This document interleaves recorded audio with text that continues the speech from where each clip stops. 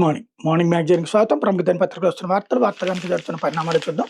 ఈనాడు చూస్తే 2 ఏళ్లలో రాయలసీమ ఉక్కు అన్నటువంటి వార్తని హైలైట్ చేసింది. వైఎస్ఆర్ కడప జిల్లా జమ్మలమడుగు మండలం సున్నప్రాళ్లపల్లి వేదికగా 16,350 కోట్ల పెట్టుబడితో ప్రతిష్టాత్మక జేఎస్‌డబ్ల్యూ రాయలసీమ స్టీల్ ప్లాంట్ నిర్మాణ పనులకు ముఖ్యమంత్రి చంద్రబాబు శుక్రవారం భూమి పూజ చేశారు.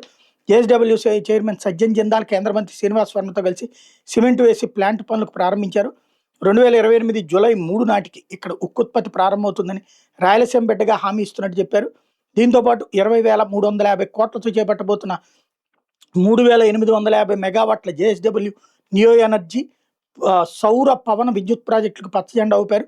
విజయనగరం జిల్లాలో 1166 ఎకరాల్లో జేఎస్‌డబ్ల్యూ ఏర్పాటు చేస్తున్న పారిశ్రామిక పార్కును ఇదే వేదిక నుంచి సీఎం వర్చువల్గా ప్రారంభించారన్నటువంటి వార్తని హైలైట్ చేశారు.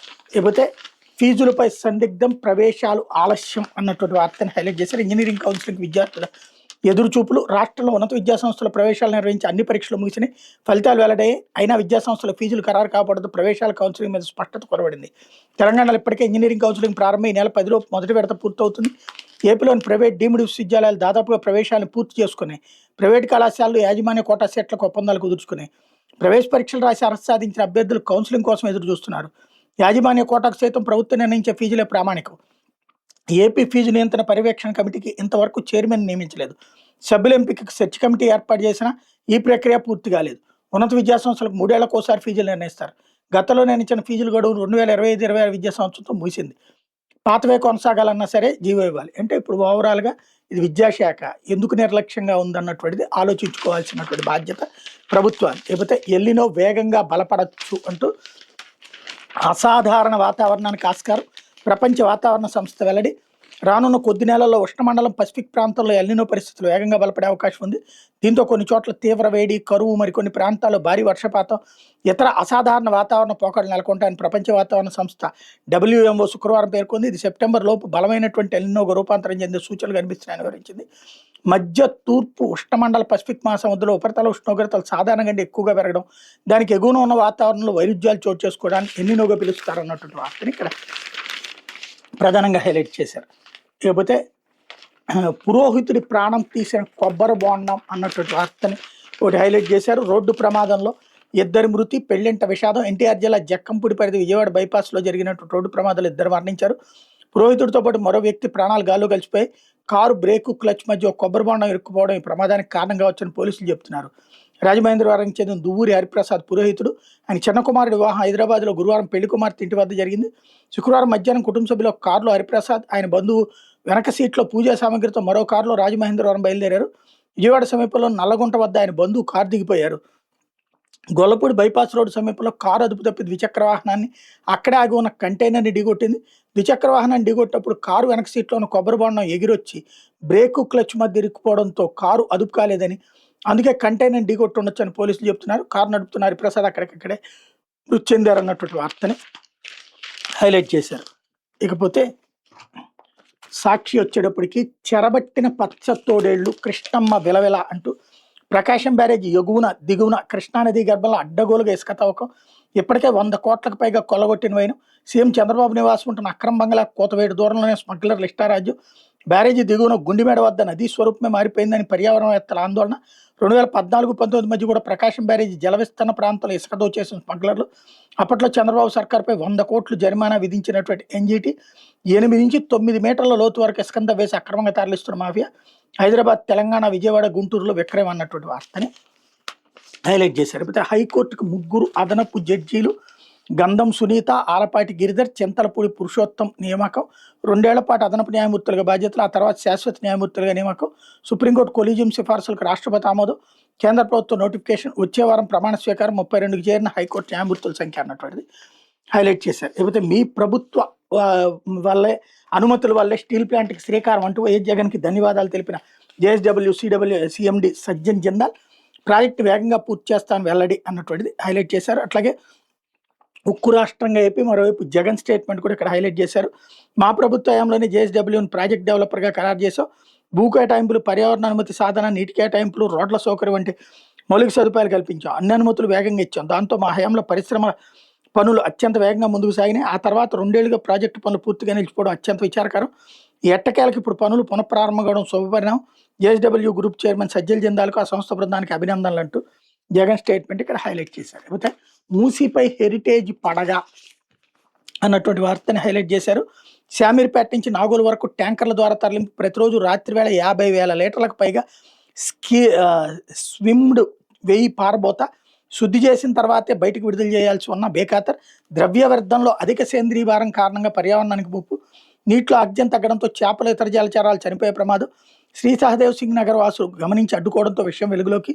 ప్రభుత్వానికి ఫిర్యాదు చేసేందుకు సిద్ధమవుతున్న కాలనీ సంక్షేమ సంఘం. అంటే కృష్ణా, గోదావరి, యమున, సరస్వతి అన్ని నదుల పేర్లను మన ఆడబిడ్డలకు పెట్టుకుంటాం. ఏ తండ్రి అయినా ఆయన బిడ్డకు మూసి అని పేరు పెట్టుకున్నాడా? మూసి నది కంపు కొడుతూ విషం చిమ్ముతోంది కాబట్టి పెట్టుకోలేదు. అందుకే ఆ మూసి మురికిని ప్రక్షాళన చేయాలనుకుంటున్నా. 6 నూరైనా అక్కడ సూర్యుడు ఇక్కడ మొలిచిన ఈ ప్రాజెక్ట్ చేసి తీరతాం. మూసీని అభివృద్ధి చేయాలని ప్రభుత్వం నిర్ణయం తీసుకుంది. హైదరాబాద్తో పాటు మూసీ నది పరివాహక ప్రాంతం అభివృద్ధి కోసం 5 ఏళ్లలో 1.5 లక్షల కోట్లు వెచ్చించేలా ప్రణాళికలు సిద్ధం చేస్తుంది. త్వరలో పనులు ప్రారంభించబోతున్నట్టు తెలంగాణ ముఖ్యమంత్రి రేవంత్ రెడ్డి స్టేట్మెంట్ హైలైట్ చేశారు. మరోవైపు మూసీ నది అభివృద్ధిపై వెనక్కి తగ్గేది లేదని రేవంత్ రెడ్డి వేరువేరు సందర్భాల్లో వేరువేరు వేదికల మీద స్పష్టం చేశారు. ఒక పక్క సీఎం ఈ విధంగా మూసీ నది అభివృద్ధి కోసం పరితపిస్తుంటే ఇవేమి పట్టినట్టు ఆంధ్రప్రదేశ్ సీఎం చంద్రబాబు కుటుంబ సంస్థ హెరిటేజ్ ఫుడ్స్ లిమిటెడ్ ఆ నదిని మరింత కాలుష్య కాసారంగా మార్చేస్తోంది. శామీర్పేటలో జగన్గూడలో ఉన్నటువంటి ప్లాంట్ నుంచి స్కిమ్డ్ వేయిని ట్యాంకర్లో తరలించి నాగోల్లోని శ్రీ సహదేవ్ సింగ్ నగర్ కాలనీ వద్ద మూసిలో కలిపేస్తోంది. ప్రతిరోజు 1000 లీటర్ల డైరీ వ్యర్థాన్ని రాత్రిపూట గుట్టు చప్పుడు కాకుండా తీసుకొచ్చి నదిలో వదిలేస్తుంది. ఎవరైనా గమనించిన కాలనీ వాసులు గత సోమవారం ట్యాంకర్ అడ్డుకోవడంతో విషయం వెలుగులోకి వచ్చింది అన్నటువంటిది హైలైట్ చేశారు. అయితే వివేక హత్య కేసులో తదుపరి దర్యాప్తు అక్కర్లేదు. సమగ్ర విచారణ ఇప్పటికే పూర్తి చేసిన సునీత పిటిషన్కి విచారణ అర్హత లేదు. ప్రత్యేక కోర్టు సిబిఐ వినతి ఈ మేరకు కౌంటర్ దాఖలు. చంద్రబాబు ఆదేశాల మేరకు న్యాయ విచారణ ఆలస్యం చేస్తూ దాన్ని నిరంతరం కొనసాగించాలని దుర్బుద్ధితో సునీత చేస్తున్న పిటిషన్లకు సిబిఐ అడ్డుకట్ట వేసింది. వైఎస్ వివేకానంద రెడ్డి హత్య కేసులో తదుపరి దర్యాప్తు అవసరం లేదని ఇప్పటికే సమగ్ర విచారణ పూర్తి చేశామని సిబిఐ ప్రత్యేక కోర్టులో కేంద్ర దర్యాప్తు సంస్థ సవివరమైన కౌంటర్ దాఖలు చేసింది. ఆ పిటిషన్ చట్టవిరుద్ధం అని పేర్కొంటూ దీన్ని కొట్టివేసి న్యాయ విచారణ వేగవంతంగా పూర్తి చేయాలని కోరింది. కిరణ్ యాదవ్, అర్జున్ రెడ్డి సందేశాలపై ఆమె చేసిన ఆరోపణలు వాస్తవం లేదని పేర్కొంది. వారి సందేశాలపై కోర్టు ఆదేశాల మేరకు మరోసారి దర్యాప్తు చేశామని ఫోరెన్సిక్ నిపుణుడి అభిప్రాయం కూడా తీసుకున్నామని తెలిపింది. ఇష్టారాజ్యంగా సునీత పిటిషన్లు వేస్తుంటే విచారణ ఆలస్యం అవుతోందని, అభియోగాల ఖరారు వాయిదా పడుతోందని పేర్కొంది. ఇలా ఏళ్లు గడుస్తూ పోతుంటే విచారణపై ప్రతికూల ప్రభావం పడే అవకాశం ఉందని ఆందోళన వ్యక్తం చేసింది. వివేక హత్య కేసులో నర్రెడ్డి సునీత్ దాఖలు చేసిన ప్రొటెస్ట్ పిటిషన్పై ప్రత్యేక కోర్టు న్యాయమూర్తి డాక్టర్ పట్టాభి రామారావు శుక్రవారం విచారణ చేపట్టారు. ఈ సందర్భంగా సిబిఐ సమగ్ర లిఖితపూర్వక వాదనలు సమర్పించింది. చట్టపరంగా సునీత పిటిషన్కి విచారణ అర్హత లేదు. కోర్టు ఆదేశాల మేరకు పూర్తి స్థాయి దర్యాప్తు ఇప్పటికే 3వ సప్లిమెంట్ ఫైనల్ రిపోర్ట్ను సమర్పించాం. కేసు ప్రస్తుతం ట్రయల్ దశలో ఉంది. ఈ సమయంలో దర్యాప్తు సరైన విధంగా జరగలేదని ఆరోపిస్తూ పిటిషన్ దాఖలు చేయడం సముచితం కాదు. సునీత ప్రధానంగా ప్రస్తావించిన అంశం కిరణ్ యాదవ్, అర్జున్ రెడ్డి మధ్య జరిగిన సందేశాల మార్పిడి. 2019 మార్చి 15 అర్ధరాత్రి 1:42 సమయంలో కిరణ్ యాదవ్ మొబైల్ నెంబర్ నుంచి అర్జున్ రెడ్డి నెంబర్కు 2 సందేశాలు వెళ్ళిన హత్య కుట్రలో కీలక ఆధారాలను పిటిషనర్ వాదన. దీని మీద సమగ్ర దర్యాప్తు జరిపాను. దర్యాప్తులో భాగంగా కిరణ్ యాదవ్, అర్జున్ రెడ్డిని విచారించాం. ఆ సందేశాలు హత్య జరిగిన రాత్రి కాకుండా అదే రోజు ఉదయం పంపినమని వాళ్ళు వెల్లడించారు. ఢిల్లీకి చెందిన సిఎఫ్ఎస్ఎల్ నిపుణుడి అభిప్రాయాన్ని కూడా రికార్డు చేశాం. మొబైల్ ఎక్స్ట్రాక్షన్ రిపోర్ట్లో కనిపించిన సమయం యూటీసీ ఫార్మాట్లో ఉండటంతో దాని భారత కాలమానం ఐఎస్టీకి మార్చేందుకు 5 గంటల 30 నిమిషాలు కలపాల్సి వస్తుందని నిపుణుడు వివరించారు. దీంతో రాత్రి 1:42 కనిపించిన సందేశాలు వాస్తవానికి ఉదయం 7-12 గంటల సమయంలో పంపిణీ తేలింది. కాల్ డేటా రికార్డులు సిఆర్డి కూడా ఇదే విషయాన్ని నిర్ధారించే. కిరణ్ యాదవ్ మొబైల్ నుంచి ఉదయం 7:12-30 గంటల సందేశం పంపినట్టు రికార్డు సూచిస్తున్నాయి. అర్ధరాత్రి సందేశాల మార్పిడి జరిగిందని ఆరోపణ పూర్తిగా తప్పని స్పష్టమైంది. విశ్లేషణతో హత్య జరిగిన రాత్రి సందేశాల మార్పిడి ఆధారంగా కుట్ర ఆరోపణ సత్యదూరం అన్నటువంటిది హైలైట్ చేశారు. అయితే మీపై ఎందుకు కేసు పెట్టకూడదు, తనను రక్షించమంటూ దళితుడు పెట్టుకున్న ఫిర్యాదును తారుమారు చేసి టీడీపీ వర్గీయులను రక్షించాలనుకున్న కర్నూలు జిల్లా హోళగొండ ఎస్హెచ్ఓ ఎస్ఐ దిలీప్ కుమార్కి హైకోర్టు నోటీసులు జారీ చేసింది. సదరు ఎస్ఐపై ఎఫ్ఐఆర్ ఎందుకు నమోదు చేయకూడదు వివరణ ఇవ్వాలని ఆయనతో పాటు ప్రతివాదులైన హోంశాఖ principal secretary, DGP, Kurnool DIG, SP, Pattikonda DSP constable అనుల్కు హైకోర్టు నోటీసులు జారీ చేసింది. ఇందుకు సంబంధించిన వ్యాజ్యంపై తదుపరి విచారణ 2 వారాలకు వాయిదా వేసింది. పిటిషనర్ గిరిమల్ల దాఖలు చేసిన రిట్ పిటిషన్ ప్రకారం హోళగొంద మండలం నెరణికి గ్రామానికి చెందిన దళిత గిరిమల్ల కూలీ పనులతో జీవనం సాగిస్తున్నాడు. గత మే 20న గ్రామంలోకి చెరువు కట్ట వద్ద మట్టిని తవ్వుకుంటూ ట్రాక్టర్లో నింపుకుంటున్నాడు. ఈ సందర్భంలో అదే గ్రామానికి చెందిన పింజారి అల్లావలి అకారణంగా గిరిమల్లను అసభ్య పదజాలతో కులం పేరుతో దూషిస్తూ మట్టిని ఎలా తవ్వుతామని గట్టిగా అరుస్తూ గొడ్డలతో దాడి చేసే ప్రయత్నం చేశాడు. తల మీద తగలాల్సిన గొడ్డలకి గిరిమల్ల చెయ్యి అడ్డు పెట్టడంతో అతనికి రక్తగాయమైంది. గ్రామంలో సచివాలయం పక్కన అధికార పార్టీ అంచుడు పీర్ సాబ్ నిర్మిస్తున్న ఇంటి నిర్మాణ విషయంలో గ్రామస్తులు కలిసి గిరిమల్ల తీవ్రంగా వ్యతిరేకించాడు. న్యాయ పోరాటం చేస్తూ వచ్చాడు. నిర్మాణాలను ఆపాలంటూ హైకోర్టు ఉత్తర్వులు జారీ చేసింది. ఈ నేపథ్యంలో అదే గ్రామానికి చెందిన పింజారి పీరు సాబ్ షరీఫ్, మాబలి, సయ్యద్ సాబ్ ప్రోద్బలంతో పింజారి, అల్లావలి దాడికి పాల్పడడంతో వాళ్ళందరి మీద గిరిమల్ల హౌలగొంద పోలీస్ స్టేషన్లో ఫిర్యాదు చేశాడు. దళితుడినైనా తనకు వారి నుంచి రక్షణ కల్పించాలని చట్టపరమైన చర్యలు తీసుకోవాలని ఫిర్యాదులో విజ్ఞప్తి చేశాడు. అయితే ఎస్ఐ దిలీప్ కుమార్ గిరిమల్లను బెదిరించి అనిల్ అనే కానిస్టేబుల్ చేత ఫిర్యాదును తిరగరాయించారు. ఆ ఫిర్యాదులో పింజారి పీర్ షాప్, షరీఫ్, మాబలి, సయ్యద్ సాబ్ పేరు లేకుండా కేవలం పింజారి, అల్లావలి పేరు మాత్రం ఉండేలా చేశారు. మేరకు ఎఫ్ఐఆర్ నమోదు చేశారు. పైగా ఎఫ్ఐఆర్ నమోదులో తీవ్ర ఆలస్యమైంది. దీంతో న్యాయం కోసం బాధితుడు Girimalla senior advocate doctor B Purushottam Reddy ద్వారా హైకోర్టు ఆశ్రయించారు. ఫిర్యాదులో పేరు లేకుండా చూసుకున్న వాళ్ళంతా టీడీపీ వర్గీయులు కావడంతో పెద్దల ఒత్తిడితో ఎస్ఐ ఫిర్యాదు నుంచి వారి పేర్లను తీసివేయించినట్టు ఆరోపణలు ఉన్నాయన్నటువంటిది హైలైట్ చేశారు. అయితే స్టార్ హోటల్లో టీవీకే ఎమ్మెల్యేలకు ప్రలోభాలు.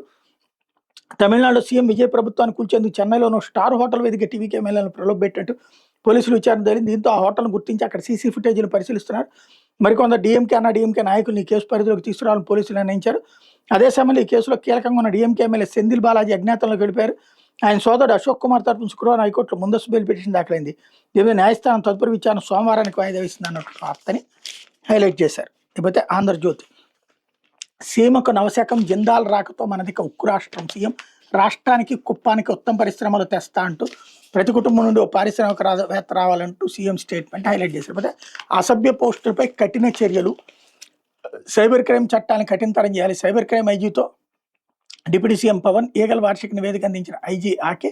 సోషల్ మీడియాలో వ్యక్తులు కించపరుస్తూ పెడుతున్న అసభ్య పోస్టులపై మరింత కఠినంగా వ్యవహరించాలని డిప్యూటీ సీఎం పవన్ కళ్యాణ్ సూచించారన్నటువంటి హైలైట్ చేశారు. అయితే మహిళా బిల్లు పునర్విభజన పై ముందుకే కీలక బిల్లులు ఆమోదింపు చేసుకునేందుకు మోడీ సర్కార్ సన్నద్ధం. 20 నుంచి ఆగస్టు 13 దాకా పార్లమెంట్ వర్షాకాల సమావేశాలు, జమిలి ఎన్నికలు, పీఎం సీఎంల తొలగింపు బిల్లుల్ని ప్రవేశపెట్టే యోచనలో ఎన్డీఏ. నీట్ లీకేజీ, అయోధ్య, పెట్రోదాలపై నిలదీతకు విపక్షాలు రెడీ. ఓట్ల తొలగింపు పైన అన్నటువంటిది హైలైట్ చేశారు. అయితే 600 కోట్ల భూమికి స్కెచ్ చేశారు. విశాఖలో మాజీ మంత్రి భూచక్రం. ఎండాడలో 30 ఎకరాల ప్రభుత్వ భూమిపై కన్ను. ఇదో భూ స్కామ్. తెర వెనక సూత్రధారి విశాఖ నగరానికి చెందిన మాజీ మంత్రి, పాత్రదారులు, కొందరు రెవెన్యూ, మరికొందరు సర్వే అధికారులు. భూమి 30 ఎకరాలు, విలువ దాదాపు 600 కోట్లు. తెలుగుదేశం పార్టీకి చెందిన ఆ నాయకుడు విశాఖలో మరోసారి భూచక్రం తిప్పారు. దీని మీద ప్రభుత్వానికి సమాచారం అందింది. విశాఖలోని ఒక కీలక అధికారిని అమరావతిలోని సర్వే ప్రధానికారులను రిపోర్ట్ చేయాల్సిందిగా సర్కార్ ఆదేశించింది. షోకాజ్ నోటీస్ కూడా ఇచ్చింది. కానీ తదుపరి చర్యలు మాత్రం లేవు. వివరాలకు వెళ్తే విశాఖపట్నం చుట్టూ ఉన్న భూములు ఎప్పుడో బంగారంగా మారి నగరానికి చెందిన నాయకుడు భీమిలి, ఎండాడ, మధురవాడ తదితర ప్రాంతాలు భారీగా అసైన్ భూములు సేకరిస్తున్నాయి. ఇదే గ్రామంలో ఎండాడలో సర్వే నెంబర్లోని 30 ఎకరాల మీద ఆయన కన్నుబడింది అన్నట్టు వార్తని హైలైట్ చేశారు. ఇకపోతే అలాగైతే విచారించడం కష్టం అంటూ కృష్ణలంక మాజీ సీఐ నాగరాజును పోలీస్ కస్టడీకి విధించిన షరతులపై సిట్ అధికారులు హైకోర్టును ఆశ్రయించారు. విజయవాడ కోర్టు విధించిన కఠినమైన షరతులను సవరించాలని అత్యవసరంగా దాఖలు చేసిన పిటిషన్లో సిట్ కోరింది. విజయవాడకు చెందిన గాది సాయికృష్ణ అదృశ్యం కేసులో ప్రధాన నిందితుడు సీఐ నాగరాజును పోలీస్ కస్టడీకి అప్పగిస్తూ విజయవాడ కోర్టు కొన్ని షరతులు విధించిన సంగతి తెలిసిందే. సిట్ పిటిషన్పై హైకోర్టు శుక్రవారం విచారణ జరగా సీఐ నాగరాజు తరపున న్యాయవాది చల్లాజీ కుమార్ వాదిస్తూ పూర్తిస్థాయి వాదనలు వినిపించేందుకు విచారణ సోమవారానికి వాయిదా వేయాలని అభ్యర్థించారు.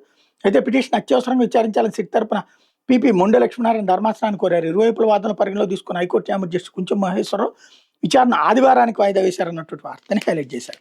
ఇది యుద్ధ పత్రికలు వచ్చిన వార్తలు కలిసి పరిణామాలు.